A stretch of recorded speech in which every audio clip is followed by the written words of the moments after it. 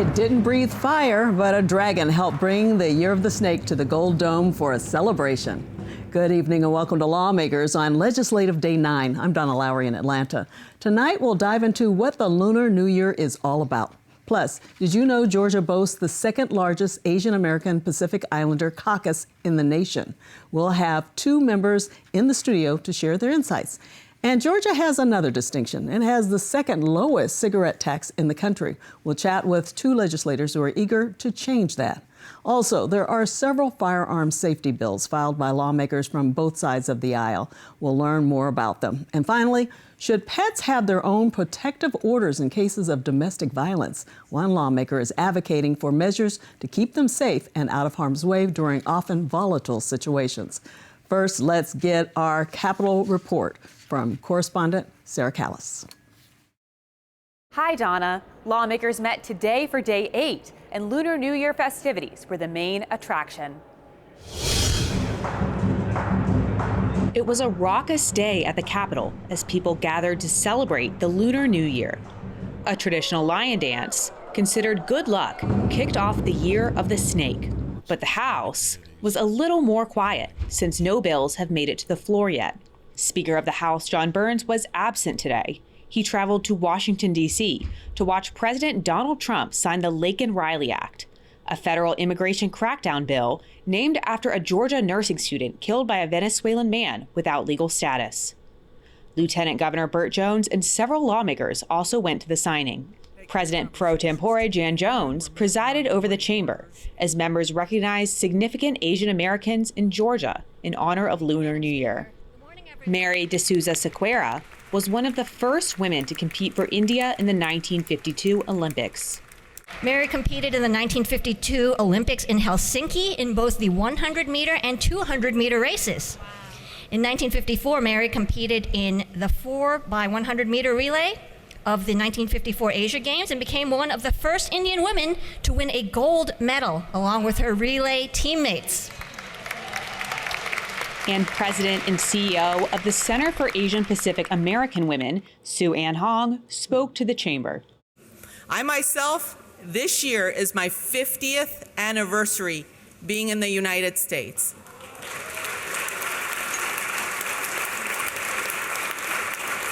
Thank you. Thank you.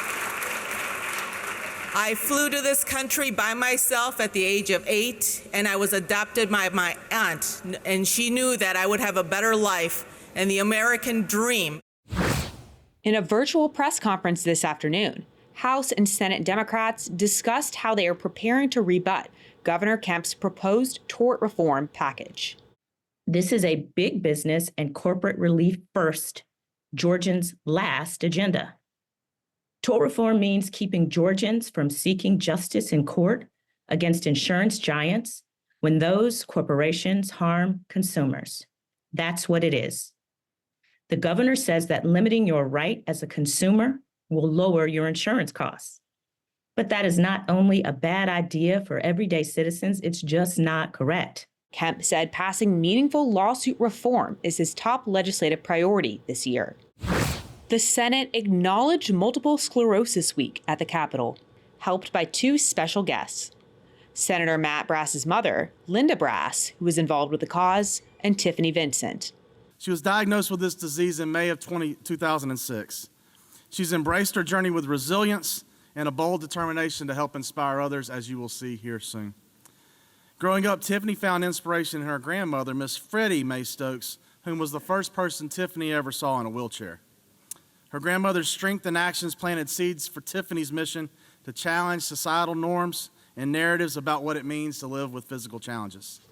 Vincent, who suffers from the disease, was there to promote the work done by the National MS Society, as well as a House bill, HB 100, that she says is vital to many of those that suffer from the debilitating disease. One change that's needed is the HB 100 bill. What is that, you say? That is the pharmaceutical bill to keep the prescriptions down, the cost. There are people who are living with this journey and they're doing this battle. And one aspect is the financial aspect of medication. I myself, rely on medication. Diagnosed 19 years, I do believe in God and I believe in restoring all in health. But in having that belief, I also have to have medication that will go along with that. And I believe that doctors, lawyers, senators, and legislatures can help do that. So you making and passing that bill will help those who are living with this diagnosis so they're able to live a life with intention.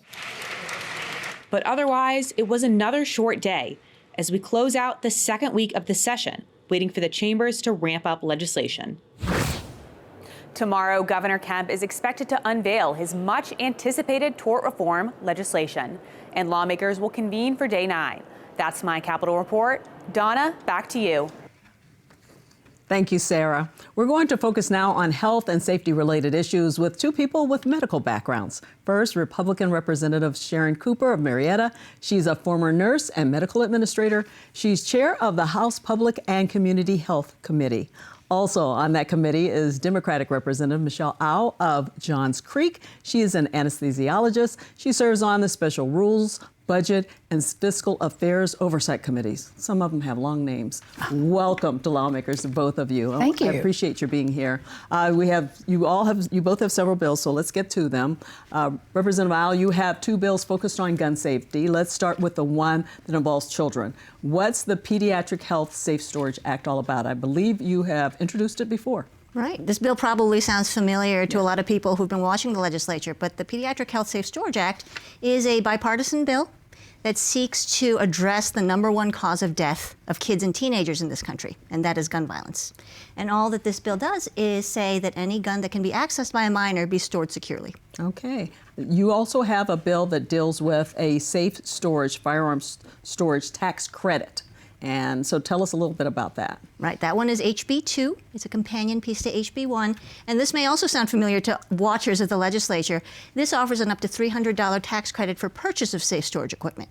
So you can see it takes a different tactic. It does not punish anything. It does not ban anything. It simply incentivizes what we understand to be responsible gun owning behavior, right? And puts some muscle behind that type of responsible behavior. And we know that Republican Representative Mark Newton also has a similar bill. So it's on both sides of the aisle. That's right. And you are a signer on both of them. That's right. Tell us about that and why. Well, I mean, I believe in working in a bipartisan way, and Michelle and I work together, and it's very important to us, and whichever bill moves, we'll support that bill because we want that safety factor. I taught pediatric nursing, and I can tell you it's pretty traumatizing to everybody when you have a child that has gotten a hold of a gun and has either shot themselves or shot a sibling, and they end up in the emergency room.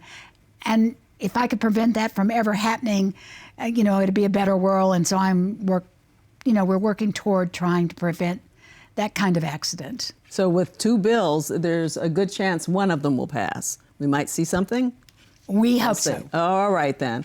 Let's move on with you. You are also sponsoring legislation to require health care providers to supply Georgia's maternal mortality review committee with psychiatric or clinical information. So explain all of that and why you want that. Well, more and more we're finding that mothers are having mental health problems, and some of them are taking their lives. And people who see a psychiatrist or a psychologist, that information has been very carefully protected.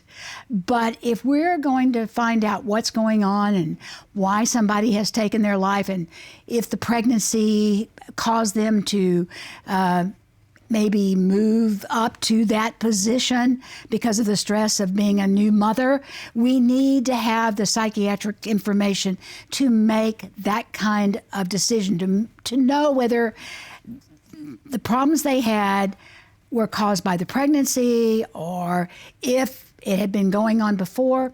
And so we need that information, and it will be heavily protected. So this maternal mortality review committee kind of looks at everything, and not maybe just for the individual, but as a whole, what may be happening. Well, we want to see what we can help prevent. I don't want mothers to be scared, and I think people have over-exaggerated how many deaths we have a year.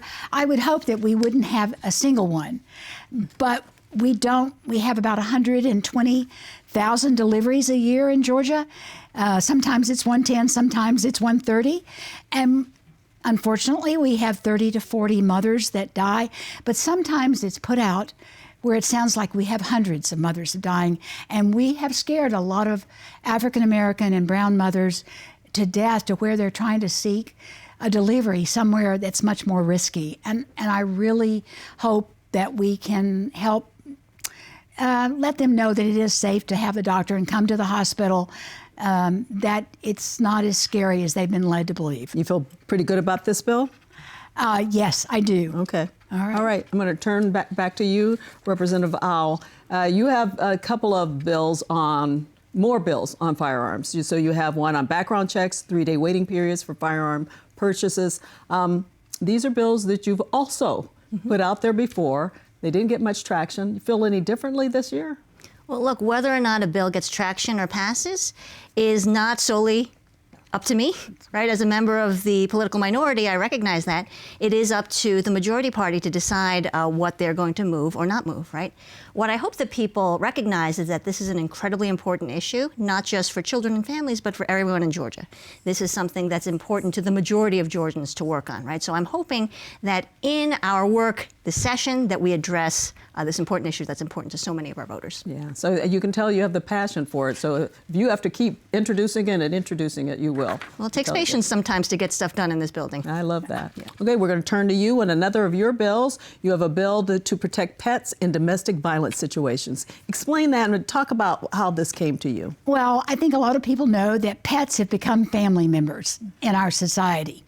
And one of the things that happens when a husband and a wife are having marital problems, often one way to try to get your spouse to do what you want them to do is to threaten to harm the pet of the family. And it's terrible, especially when there's children involved and the threat is made in front of them that they're going to kill the family dog or they're going to take the family dog away. It is really traumatic. And we're having pets harmed. And so when a woman goes to get a temporary protective order, most of the time a woman, occasionally it will be a man, then the judge decides what the person can't do around that person. And so we just would like to add that if you can't come on your wife's property or your husband's property, and you can't, pick the children up at school, whatever it says, it also says that you have to stay away from the family pets. Okay.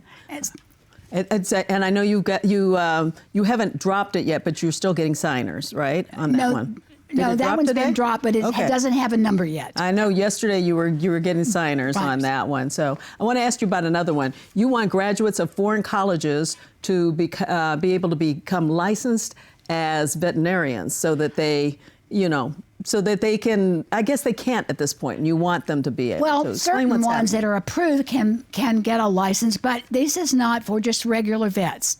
Here again, pets have become family members, and people want their dog, if he has cardiac problems, to be able to go to a cardiac specialist, believe it or not, or to a neurologist specially, a vet that specializes.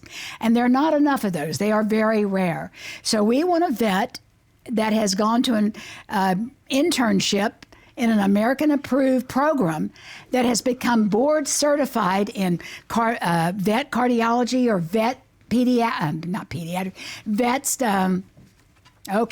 legs, bones, or neurology. Right. We want them to be able to practice. The association, the Veterinarian Association.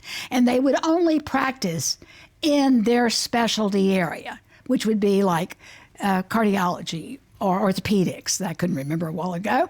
It's the association would like this bill to move, and I was glad to carry it. I have a dear friend that runs a emergency room, a very good one, vet specialty hospital, and you can't believe how busy they are. And like I say, pets are now family members as we see them, and we want to take good care of them. And these are people who go to accredited colleges, but they're not able to get licensed in the field. No, because they did go to a foreign school, but when they come into the United States and do like an internship, at an American-approved school to specialize in one area. No. They can't practice as a regular vet. They would be able only to practice as a certified and board-certified cardiologist. Okay. Well, I want to thank you for that. We are not ignoring you. You're sticking around with us. So I want to thank you so much for being here, and we'll keep up with your bills and let people know how they're doing. Well, it's early in the session. All right. There are other bills coming, and thank you for Okay. We may have your you back program. on that. Thank Okay. you for having me. All right. Thanks so much. Coming up, we're diving into the hot topic of raising taxes on cigarettes and vaping products, plus everything you wanted to know about the Year of the Snake. What does it mean? What should you expect? Don't go anywhere. You're watching Lawmakers on GPB. Georgia Farm Bureau, a grassroots organization dedicated to preserving Georgia agriculture. Farm Bureau advocates for all Georgia farmers at the state capitol during the session and year-round. Georgia Farm Bureau, the voice of Georgia farmers. It's good to have everyone back together. Good news indeed. Put your feet up a minute. It's beautiful. How does that sound, being man? It's what I love doing. Cup of tea. I was thinking more a double whiskey. Hurry up! Freshly baked biscuits, always. Well, this is all proving rather cozy, isn't it?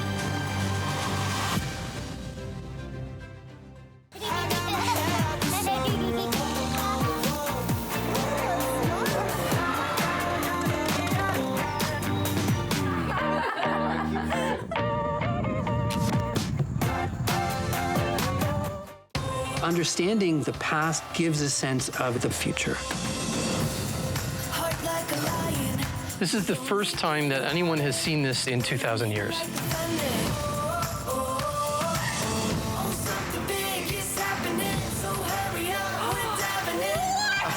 This is amazing.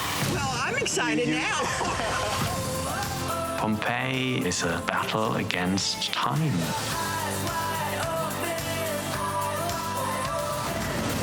You think I'm joking, but look at this. It did really happen. Don't let anybody tell you who you are. History teaches us to honor the past. When you look back, you're like, wow, that was pretty special. This is something that's actually altering the course of history. You're charged with keeping these stories alive.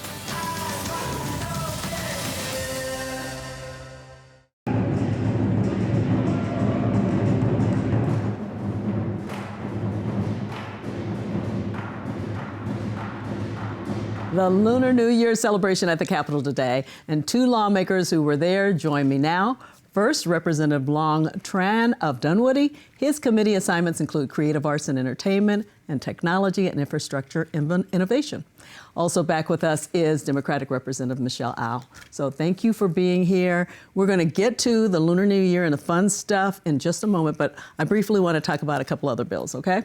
So you both are co-signers, sponsors of Representative Sam Park's bill that is legislation to increase taxes on cigarettes and vaping products. Now, let's hear a few of the statistics on cigarettes, and these are from the American Lung Association. While the tax on a pack of cigarettes nationally is $1.98, in Georgia, it's just 37 cents. As a comparison, in New York, it's $5.35. And Missouri, which is the only state with a lower rate than Georgia, it's 17 cents. And so let's start with you. Why do you want to be a co-sponsor on this? Well, as you can see, Georgia has the second lowest tobacco tax in the nation. So all our neighboring states have higher tobacco taxes.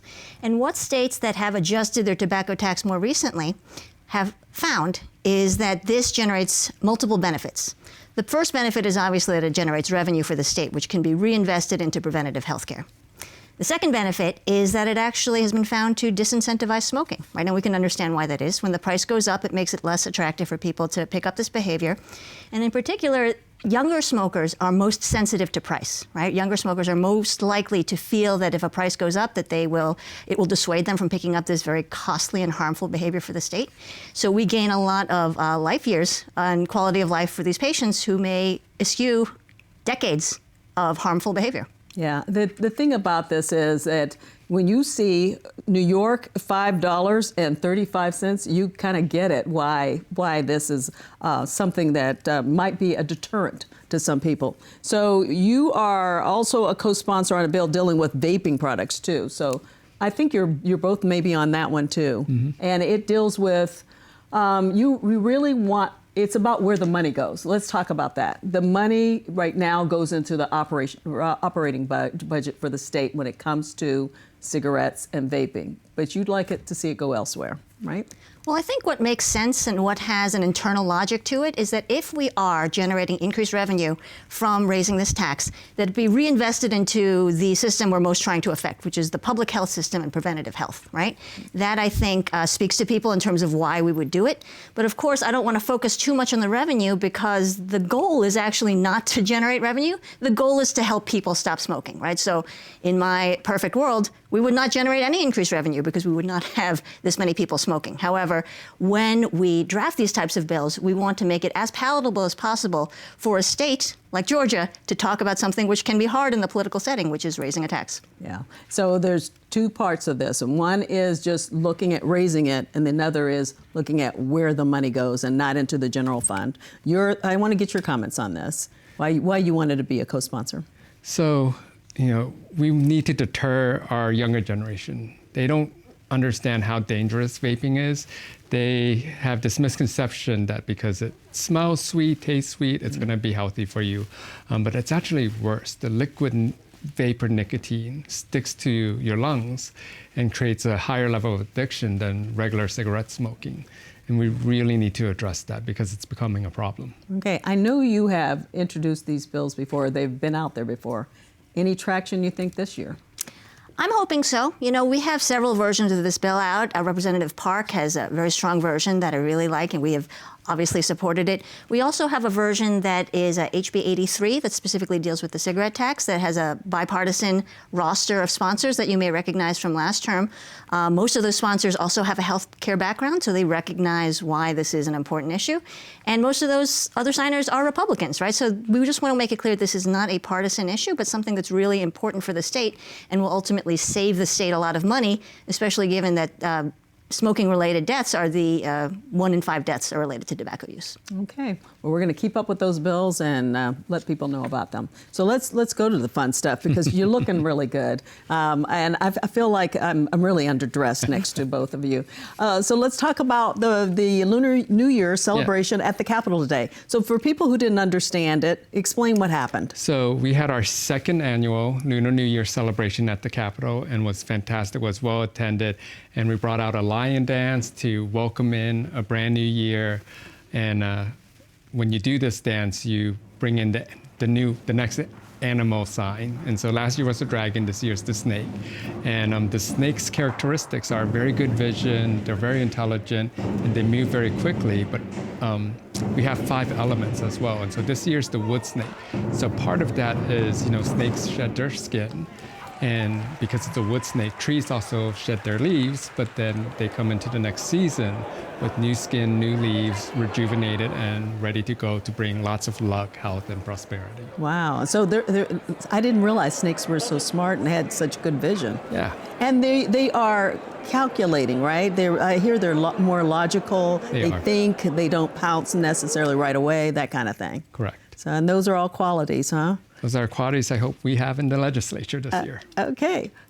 Explain a little bit about the Chinese calendar for people who don't understand. So it's not based on, say, the Gregorian calendar that the West uses for farmers uses, but it's still based on the lunar cycle, and it's all about harvest, right? And so when you harvest all of the fruits and vegetables, you kind of celebrate with family. You bring everyone in because it's the end of the season. And so you spend a week with friends and family and celebrating that harvest. And then you kick off the next cycle of farming. Okay. Are there certain foods or other traditions?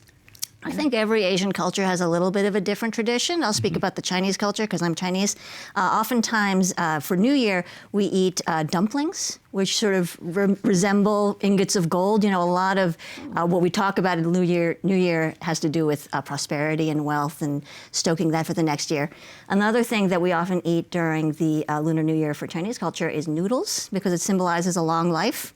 So it's bad luck to cut the noodles in half, so the longer the noodles, the longer the life it symbolizes. I love that. I hadn't thought about the dumplings looking like gold or something little like bags that. of gold. And, you know, the Vietnamese culture and Chinese culture share a lot of similarities. And one of the things I always find intriguing, because our parents always tell us to finish your food. Yeah. But when it comes to the fish on New Year's Eve, is you cannot finish the fish. You have to carry it on to the next year so that whatever good fortune you had the prior year will be there the next year. So how do you not finish the fish? Everyone has to just like...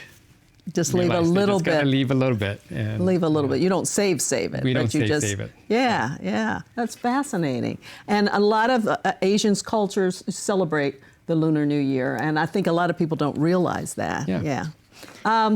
Did you want to say something? No, I was just going to say, and that's the beauty of the AAPI caucus, the Asian American Pacific Islander caucus that we have in the legislature, is because we are a very diverse caucus, right? We have people from all sorts of different Asian backgrounds. So it's nice to be able to come together from all these different backgrounds and celebrate something that is common to many Asian cultures. Tell me, that's what I wanted to get into next. So only Hawaii has a larger caucus than you do, AAPI, I am told, unless you know something I don't. I do. What? Tell me. California, after this last cycle. Oh, really? So that increased changed. to 13, okay. And we unfortunately dropped from 11 to 10. Oh, okay. So they're ahead of us. They beat you out by a little bit. We'll get them back next time. Yeah. But what do you think that says about Georgia, that this, you know, even third, that we have such a large Asian population? I think it shows the rapidly changing demographic of Georgia, but it also shows the foundation of the API community that's been in Georgia for decades.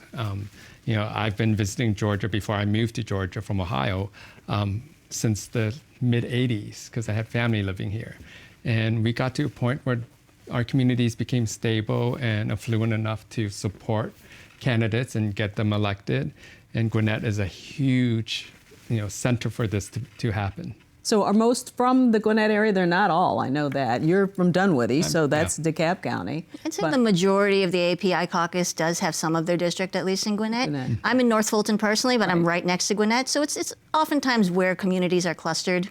Yeah, and what does it say that there are so many of you who want to be a part of what happens in terms of the laws in this state and how the state is governed?